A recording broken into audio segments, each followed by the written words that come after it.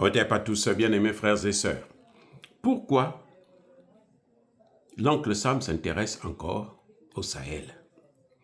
Pourquoi l'oncle Sam s'inquiète pour le Sahel? Pourquoi l'oncle Sam veut sanctionner un gouvernement, des gouvernements légitimes qui sont en train de combattre le terreau que eux ils ont amené?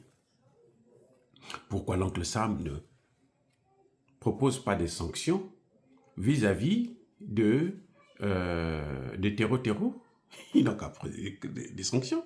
Vous savez, le plus grand terreau en Afrique, c'est qui? Il a un nom. Le plus grand terreau dans le Sahel, il a un nom. Emmanuel Macron. C'est lui le terreau. Parce que c'est lui qui organise toutes ces opérations. C'est lui qui planifie tout ça. Et puis, on vient nous parler des droits de l'homme par ceux-là qui ont placé à la tête de la Syrie un terreau. C'est incroyable. Un terreau qui a massacré beaucoup de gens, que vous, l'oncle Sam, les Américains ont mis la tête à prix, 50 millions, 50 ou 10 millions pour l'avoir.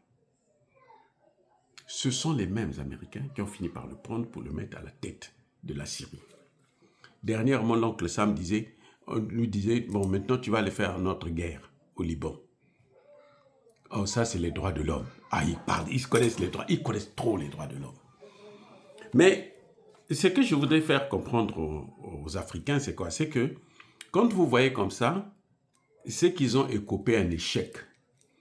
Je vous ai dit dernièrement que l'oncle Sam se rapprochait des pays du Sahel,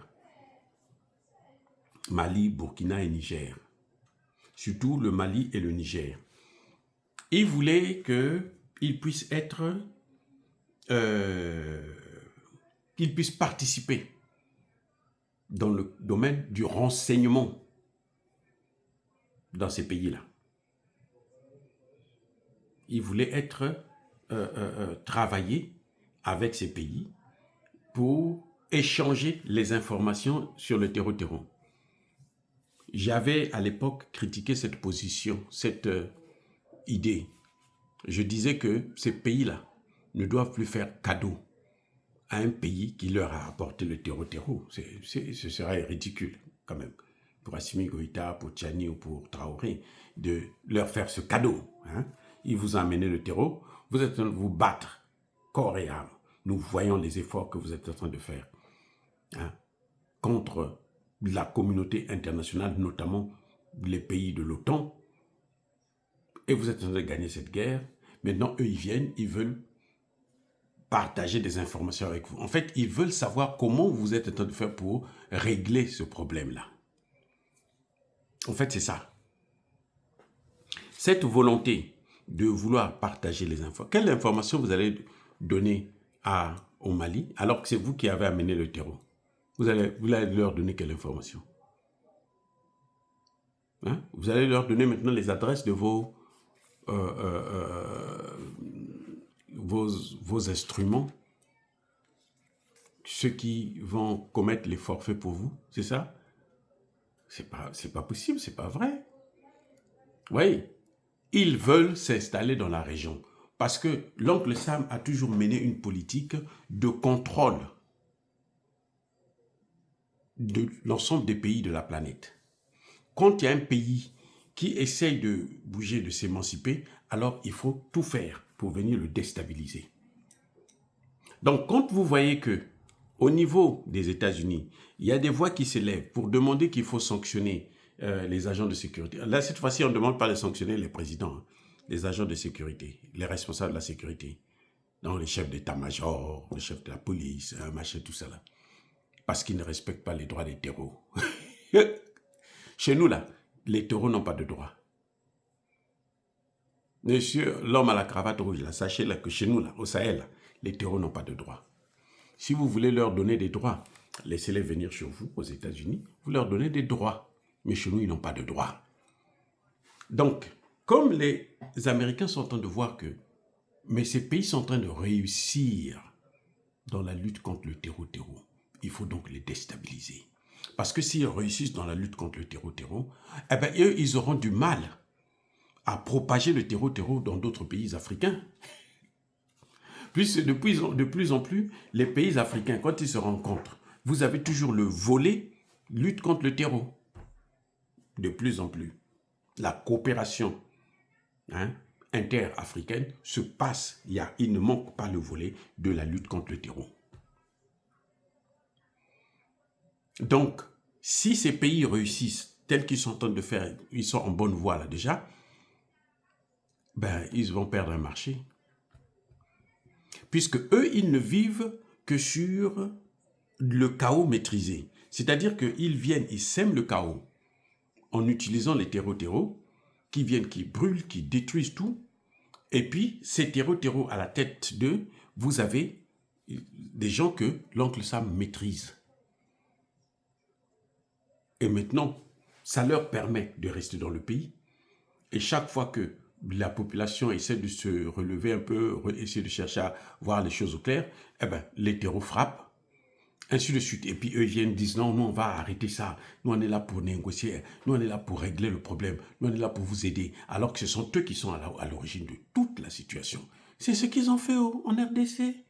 Jusqu'aujourd'hui, malgré ce que la RDC leur a donné, ils continuent toujours à entretenir Kagame. C'est l'oncle Sam lui-même qui entretient Kagame. Ce n'est pas quelqu'un d'autre. N'écoutez pas ce que certains propagandistes congolais sont en train de raconter. C'est l'oncle Sam lui-même qui entretient Kagame. Vous comprenez, non? Ça fait 30 ans. Pourquoi ils n'ont jamais frappé Kigali?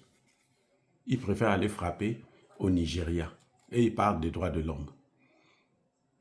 Donc, cette volonté de l'oncle Sam de attaquer ces pays montre bien que ces pays sont sur la bonne voie.